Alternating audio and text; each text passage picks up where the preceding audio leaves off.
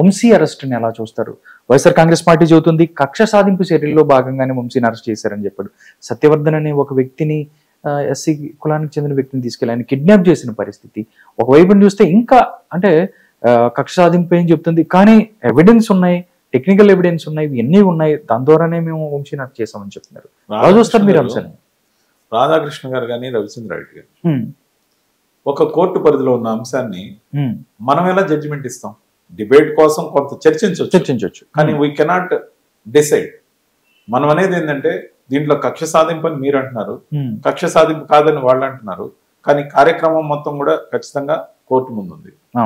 Court decide చేస్తుంది. అవును, police కస్టడీలో కూడా ఉన్నారు ఆయన 3 days. దానికి ఖచ్చితంగా ఎవిడెన్స్ అన్ని. కానీ ఇలాంటి చర్యలు ఏదైతే ప్రభుత్వం చెప్తుందో, ఒక వ్యక్తిని, ఒక సాక్ష్యం చెప్పే వ్యక్తిని బెదిరించి ఆయనకి కేసు వాపస్ తీసుకుని చేయడం వాళ్ళు చెప్తున్నారు. ఇప్పుడు వైఎస్ఆర్సీపీ కోణం వేరే, అదే రిప్రజెంట్ చేస్తారు వైఎస్ఆర్సీపీ లాయర్స్, అదే విధంగా వంశీ గారు లాయర్స్. మరి తెలుగుదేశం పార్టీ కానీ లేకపోతే గవర్నమెంట్ సైడ్ నుంచి ఏదైతే లాయర్స్ ఉంటారో, ఇక్కడ తెలుగుదేశం పార్టీ ఇన్వాల్వ్మెంట్ ఉన్నది, డైరెక్ట్గా గవర్నమెంట్ కాబట్టి అరెస్ట్ చేసింది, గవర్నమెంట్కి సంబంధించిన లాయర్స్ కూడా డిఫెండ్ చేస్తారు. సో కోర్టుకు సంబంధించిన అంశాల్లో మనం ఎక్కువ పరిగణనలో తీసుకుపోకూడదు. కానీ మనం చేసిన కర్మ ఎప్పుడు కర్మ ఫాలోస్ అంటారు. మనం తిట్టిన తిట్లు, మనం మాట్లాడిన మాటలు, మనం చేసిన పనులు, ఇవన్నీ కూడా మనకి ఏదో ఒక రకంగా ఎదురొస్తూనే ఉంటాయి జీవితంలో.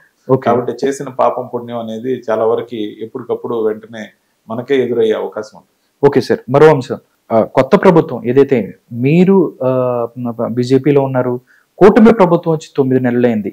ఎక్కడ కూడా దీనికి సంబంధించి కార్యకర్తల్లో, కూటమి కార్యకర్తల్లో ఒకటి ఉంది, వాళ్ళ మీద పగ తీర్చుకోవాలి, వాళ్ళని జైళ్ళల్లో పెట్టాలి, ఈ కైండ్ ఆఫ్ లో కూడా చాలా మంది మాట్లాడుకుంటున్నారు. అయినా కానీ చంద్రబాబు నాయుడు గారు అనొచ్చు, ప్రభుత్వం వచ్చు, ఏదైనా నిర్దిష్టమైన ఎవిడెన్స్ ఉంటేనో వంశీకి సంబంధించిందో మిగతా వాటిలో ముందుకెళ్తున్న పరిస్థితి కనబడుతుంది. కానీ ఏదైనా రాధాకృష్ణ గారు, ఊరు మంచి అయితే అవును, ఊరు మంచి అనేది సామెత. కక్ష సాధింపు కరెక్ట్ కాదు, ఎవరు చేసినా కరెక్ట్ కాదు. ఈ రోజు మనం చేసాం, రేపు వచ్చాక వాళ్ళు మేము మళ్ళా వైఎస్ఆర్సీపీ ఏమంటుంది, మేము మీకు నరకం చూపిస్తాం, 2 చూపిస్తాం అని అంటున్నారు. అంటే ఈ 2 పార్టీలు ఈ విధంగా వాద ప్రతిపాదన చేసుకుంటే, లేదా మేము వచ్చాక మిమ్మల్ని చూసుకుంటాం, మీ కథ తేలుస్తామని ఒక్కొక్కళ్ళు పంతం మీద పోతే, ఇది వర్గ రాజకీయాల్లాగా ఉన్నాయి. కానీ ఆంధ్రప్రదేశ్ ప్రజలకు పనికొచ్చే రాజకీయాలు కాజాలు. అందుకని ఒకవైపు ఏ విధంగా అయితే 2 మెట్లు తగ్గి అలయన్స్ పార్ట్నర్ గా ఈ రోజు చంద్రబాబు నాయుడు గారు చేస్తున్నారు, ఒక విధంగా చూస్తే కాస్త ఆయన నిదానంగానే ఉన్నారనిపిస్తుంది. ఈ నిదానం తెలుగుదేశం పార్టీ శ్రేణులకు కూడా నచ్చట్ల. ఆయన కూటమి ధర్మంలో ఏంటంటే, లేదు సాక్ష్యాలుండి సరిగ్గా ఎవిడెన్స్లు ఉంటేనే అరెస్ట్ చేద్దాం, లేకపోతే అరెస్ట్ చేసినప్పుడు విపరీతమైన కక్ష ధోరణి అనేది కనపడద్దు అని చెప్తున్నప్పటికీ కొన్ని జరుగుతుండొచ్చు. ఓకే, అది సహజంగా అన్ని రాజకీయ పార్టీలకు ఉన్న లక్షణం. అలా జరిగినప్పుడు కామెంట్లు రావచ్చు, కానీ ఇది కొనసాగించి ఎక్కువ కాలం జరగదని నేను అనుకుంటున్నాను. మొదటి సంవత్సరం ఖచ్చితంగా ఉంటుంది, 2వ సంవత్సరానికి దీన్ని వదిలేసి మిగతా పూర్తిగా పాలన మీద, ఇచ్చిన హామీల మీద, లేకపోతే చేయాల్సిన పనుల మీద, చేయాల్సిన అభివృద్ధి మీద, అమరావతి మీద, మరి మిగతా డెవలప్మెంట్స్ మీద, రోడ్ల మీద. ఆల్రెడీ ఈరోజు సభలో పవన్ కళ్యాణ్ గారు 4,000 కిలోమీటర్లు మేము రోడ్లు ఈ 9 నెలల్లో వేసామని చెప్తున్నారు.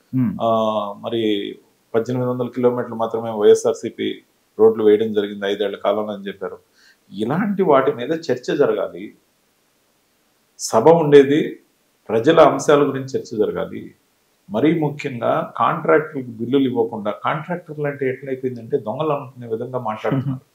కొన్ని పత్రికలు కానీ ఛానల్స్ కానీ కాంట్రాక్టర్లు అంటే చౌకగా చూస్తుంది. కాంట్రాక్టర్లు అంటే ప్రభుత్వం యొక్క పనులు తక్కువ రేటుకి తీసుకొని ముందు వాళ్ళ సొమ్ముతో పనిచేసి, ఆ పనిచేసిన దానికి బిల్లు వచ్చినప్పుడు బిల్లు తొందరగా వస్తే బాగున్న దేవుడాన్ని కోరుకునేవాడే కాంట్రాక్టర్. నేను ఒక సివిల్ ఇంజనీర్ని, కాంట్రాక్టర్ని, కానీ నేను ఏ వర్క్ లో ఆంధ్రప్రదేశ్లో చేయలే, గత 10 ఏళ్లలో చేయలే. సో నేను ఆ లైన్లో ఆంధ్రప్రదేశ్లో అయితే లేదు. కానీ నేను అనేది ఏంటంటే, కాంట్రాక్టర్ అనేవాడు ఒక దొంగ కాదు, దోపిడీదారుడు కాదు. ప్రభుత్వం యొక్క పనిని ప్రభుత్వం సంతకం పెట్టి అగ్రిమెంట్లోకి ఎంటర్ అయినాక చేసినవాడు.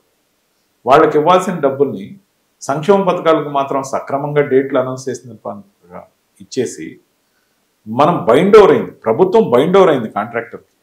అతను కానీ సరైన సకాలంలో పని పూర్తి చేయకపోతే, సరైన పని చేయకపోతే బ్లాక్ లిస్ట్ లో పెడతారు. ఆ అధికారం ప్రభుత్వానికి ఉంది. మరి కాంట్రాక్టర్కి 5 సంవత్సరాలు బిల్లు ఇవ్వకపోతే వాళ్ళకి వడ్డీలు 5 కోట్లకు 5 కోట్లు వడ్డీలు పెరిగితే వచ్చే పర్సంటేజ్ ఆఫ్ ప్రాఫిట్ మహా వస్తే 5-10%, 10% మించి ఉండదు. అన్ని ఖర్చులు బాగుంది. అది తక్కువగా పడుకొని ఉంటాడు. వాడు అప్పులైపోయి ఊర్లో పరపతి పోయి పెళ్లిళ్ళు చేయలేక బిడ్డలకి అప్పులోళ్ళకి సమాధానం చెప్పలేక బిల్లు వస్తే ఇస్తామంటే కొంతమంది ఆత్మహత్యలు చేసుకున్నారు.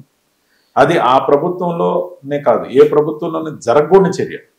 ప్రభుత్వం బైండ్ ఓవర్ అయ్యాకనే కాంట్రాక్టర్ వర్క్ లోకి ఎంటర్ అవుతాడు. మరి ప్రభుత్వం సంతకం పెట్టి, ప్రభుత్వంగా ఇక్కడ పార్టీని అన్నట్ల ప్రభుత్వంగా సంతకం పెట్టిన దానికి మీరు నిబద్ధత ఇవ్వకుండా ఇచ్చిన హామీలు అమలు చేసాం మాకు ఓటేయమంటే ఎందుకు వేయాలి? ఓకే,